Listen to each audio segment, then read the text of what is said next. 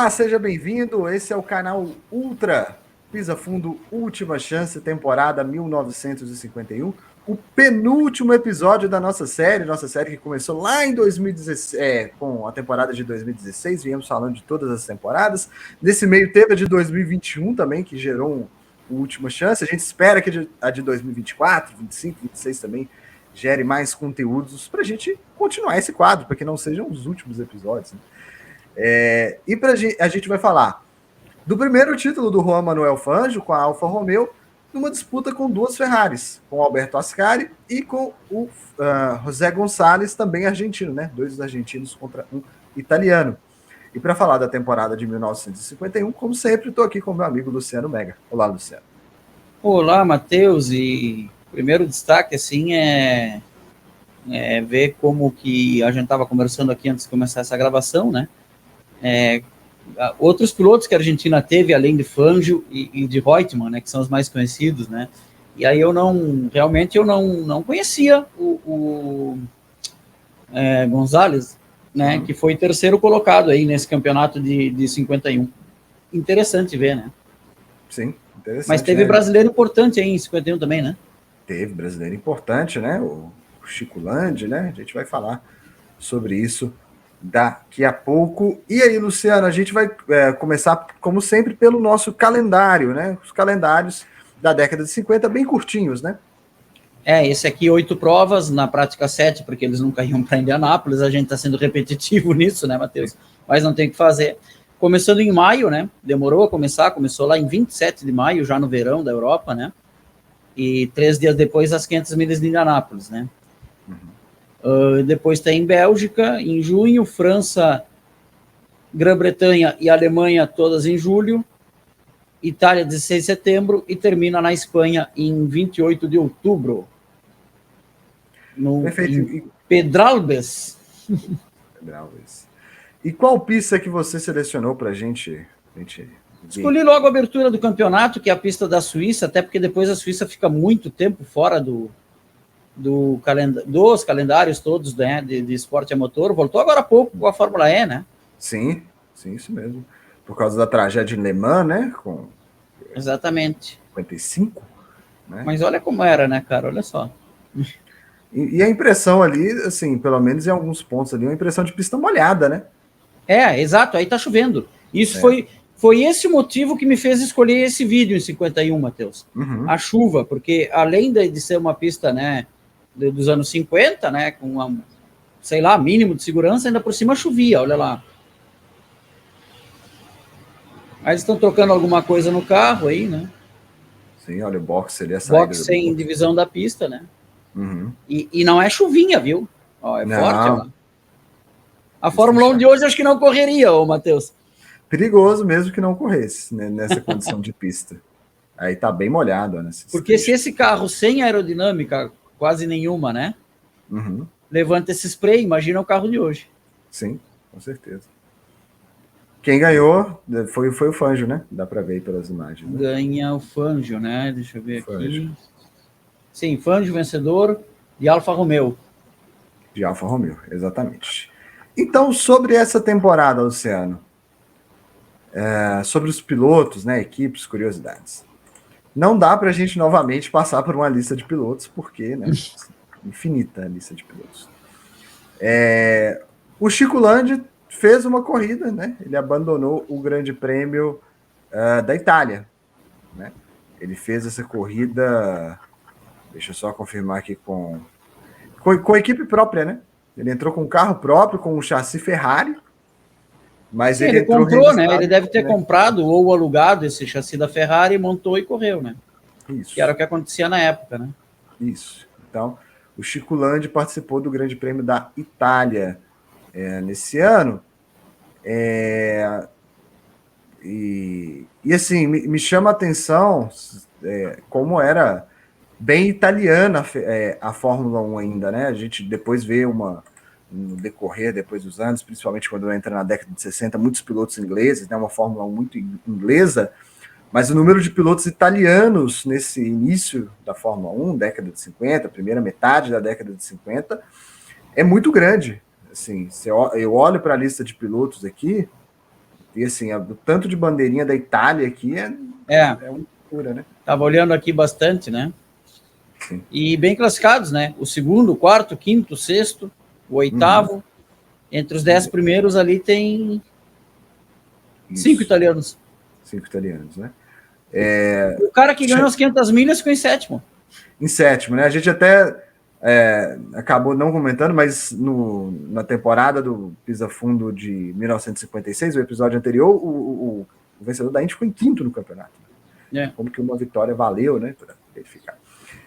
Então vamos ao gráfico, vamos analisar a temporada de 1951, né? Vamos ao gráfico, então. Vamos ao gráfico. Um gráfico com 3 pilotos, né? Com o Fangio, um gráfico todo vermelho também, porque na época as cores eram meio divididas por país, né? E aí eu coloquei um tom de vermelho diferente para Alfa Romeo, né, em relação à Ferrari, só para a gente diferenciar, né? Então o Fangio, ele já larga na frente no campeonato. Ele vai com 9 pontos, né? Lembrando, sistema de pontuação, o mesmo, a gente está sendo repetitivo. 8 para o primeiro, 6 para o segundo, 4 para o terceiro, 3 para o quarto e 2 para o quinto. 1 ponto para a volta mais rápida. E nessa temporada, apenas os 4 melhores resultados contavam para o campeonato. Tá? Ei, Matheus, como forma até de homenagear o início da Fórmula 1, talvez esse aí podia ser a pontuação da sprint, hein? Interessante. Muito, muito bem pensado. Interessante. Então, olha só, o Fangio sai na frente já ganhando, com volta mais rápida, vai a 9 pontos. O Ascari é sexto, né? Ali ele não abandonou, né? Ele ficou fora da zona de pontuação. Uma loucura pra gente pensar nisso hoje em dia. Em sexto ele não pontuou, 0 pontos. E o Gonçalves não terminou a corrida, 0 pontos. Indianápolis, como ninguém corre, né? Na Bélgica, o Fangio é nono, mas com a volta mais rápida ele faz 1 ponto. 10 pontos. A gente vai ver depois que ele vai descartar esse resultado. O Ascari é segundo, vai a 6 pontos. E o Gonçalves não correu essa corrida também. Não participou dessa corrida. Se eu não me engano, eu cheguei até a dar uma olhadinha nessa informação aqui. No dia que eu montei o gráfico, eu acho que, eu não sei se ele sofre um acidente na classificação e não consegue, não tem carro para corrida, ou se é um problema antes da corrida, alguma coisa nesse sentido. Mas ele nem classifica, né? Ele não consegue, não tem nem tempo registrado na classificação. Então ele sofreu algum problema. E aí não classificou para a corrida, não participou da corrida, hein? Né?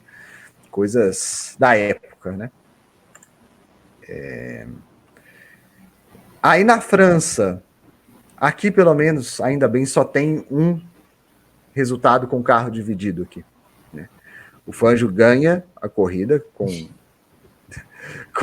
o carro dividido com alguém, faz 4 a melhor volta, pelo jeito. Faz a melhor volta, porque faz 5 pontos, né? Então ele tem mais um pontinho de melhor volta. Para você que não entendeu aí, que a gente riu, né? Basta ver o episódio anterior. Veja o episódio anterior que você vai entender. Quando dividia o carro, dividia os pontos, né, Matheus? É isso? Isso, exatamente. O Ascari foi segundo, foi a 12 pontos. E o Gonçalves foi segundo, também dividindo o carro. Fez 3 pontos. Tá faltando um asterisco ali, mas ele também dividiu o carro, tá? Ele dividiu o carro, fez só 3 pontos e ele vai descartar esse resultado depois. Tá entre parênteses, sempre que está entre parênteses, esse resultado vai ser descartado, já que só se contavam os 4 melhores resultados, mas isso passa a acontecer num determinado momento do campeonato, na hora ali os pontos entram, né? Na Inglaterra, o Fangio é segundo, vai a 21 pontos, o Ascari não termina, fica com 12, e o Gonçalves ganha a corrida. Dobradinha argentina na Inglaterra, Luciano. Primeiro lugar para o Gonçalves, vai a 11 pontos, né?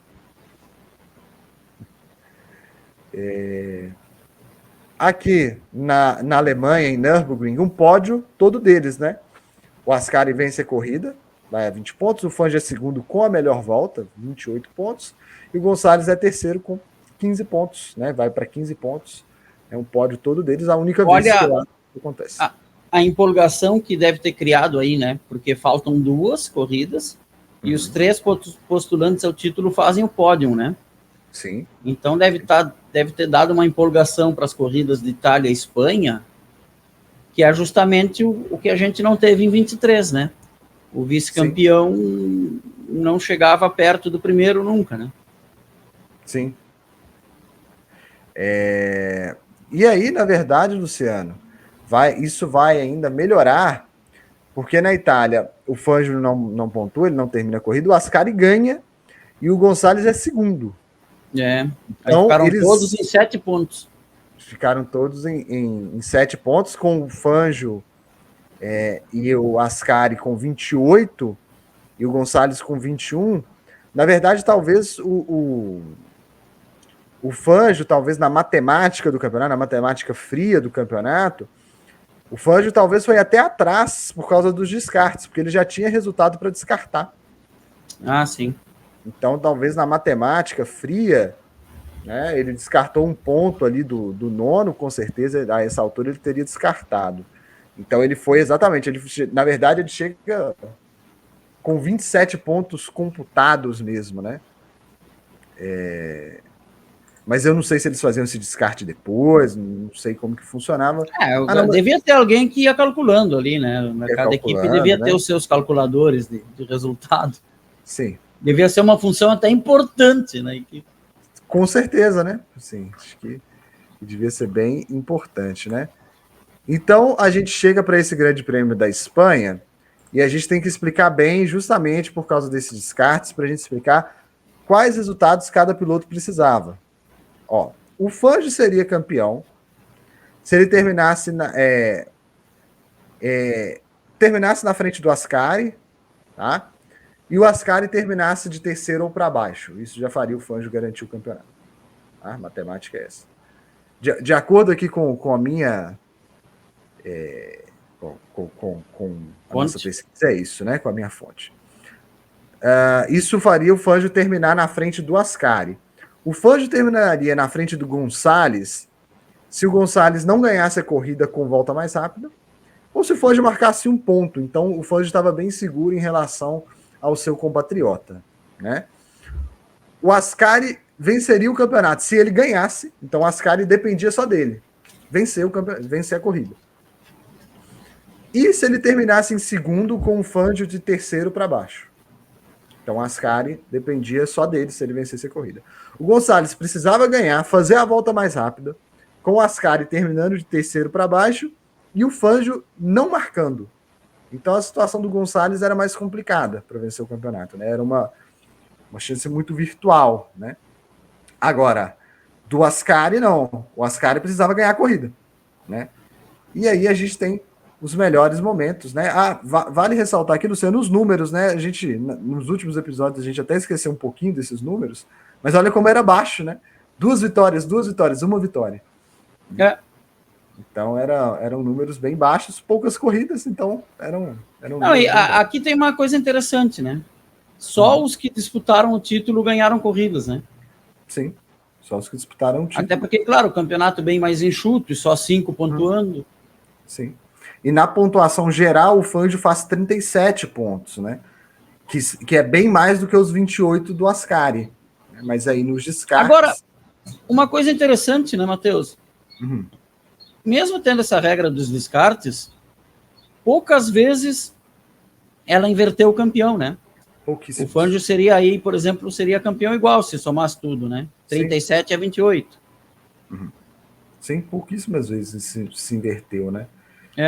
Eu acho que a gente teve nos anos 80, né, essas inversões. Teve algumas, né? Tivemos algumas, né? Então, vamos para o Grande Prêmio da Espanha, então? Vamos lá, Grande Prêmio da Espanha, então. Os cavalinhados estilo Le Mans aí, ó.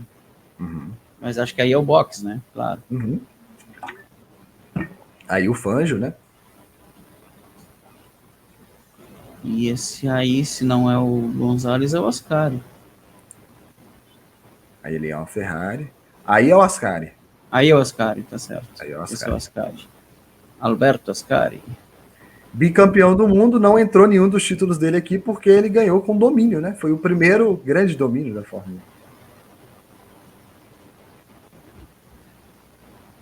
1. Essa pista da Espanha, de rua, né? ela é em Pedralbes. Aí era um circuito aí com uma reta imensa. Largo, né? Largo. Umas freadas fortes. Começa aí, por exemplo, olha a inclinação que o carro faz. Aí alguém rodando. Mais uma rodada, olha só. Nossa, que perigo. Carro número 4. Perdeu 2 posições ali. Vamos ver de quem que era esse carro? 4. Era uma Ferrari, do Luigi Villoresi. E ele chegou no box ainda. Né? Mas abandonou a corrida. Isso. Aí mais um outro carro com problemas. O cara discutindo com o mecânico já nessa época. O 22 aí é o Fangio, tá? Esse carro 22, que não é a primeira vez que a gente está vendo nas imagens, é o Fangio. Até que essa aqui, né, para ser 51, tá melhor a filmagem, né? Tá melhor, né? Tá num ângulo bom também, né? Aí a chegada, ele chega campeão, né? Chega campeão. Campeão com a Alfa Romeo. Na verdade, a Alfa Romeo, né, fazendo campeões, né? Os 2 primeiros, né? É o próximo episódio que a gente vai falar, do Giuseppe Farina, e com o Fangio em 51. E em 50, que vai ser o próximo episódio, a Alfa Romeo domina, né? A Alfa Romeo domina 3 pilotos da mesma equipe. Vai ser né? 3 pilotos da mesma equipe. Eu fui tirar o vídeo e tirei tu sem querer, Matheus. Sem problema. Sim, são 3 pilotos da mesma equipe, né? Disputando o título. Vai ser a única vez na história, porque não vai acontecer mais. Então, 3 pilotos da Alfa Romeo no próximo episódio. Será que não, Matheus? Será que um dia não surge aí o terceiro carro nas equipes? Mas o negócio aí é os 3 chegarem disputando, né? Ah, bom. É o mais difícil. Se colocar, se for, por exemplo, um trio da Red Bull, Verstappen, Pérez e Stroll, aí não tem como. Não tem como. Agora, se for Verstappen, Hamilton e Alonso, dá para acreditar. Mas aí seria sonho demais os 3 no mesmo carro, tá louco. Não tem como. Não tem como. Luciano, temos mais alguma coisa para adicionar sobre a temporada de 1951? Matheus, essa temporada aí foi bem interessante também, né? Apesar de curtinha, né? E uma coisa a adicionar é que, tirando Indianápolis, que eles não corriam mesmo, só a Europa, né? Todas as corridas foram na Europa. Todas na Europa, né? O que me chamou a atenção foi justamente o Gonçalves, né? Não conseguir nem correr uma das outras etapas, né? E mesmo assim chegou disputando o título. Mostra uma regularidade, né? Uma regularidade importante para chegar disputando, né? No final, tudo bem, tinha muito abandono, né? Mas ele nem correu essa corrida. Vai saber, né? O que ele poderia conseguir. Mas chamou atenção esse detalhe. É isso então? Terminamos a temporada 1951? Terminamos. Eu só vou recordar só o pessoal, semana que vem a última, né? Mas não é por isso eu sei que tu vai recordar. Estamos com a mesma camiseta porque gravamos no mesmo dia.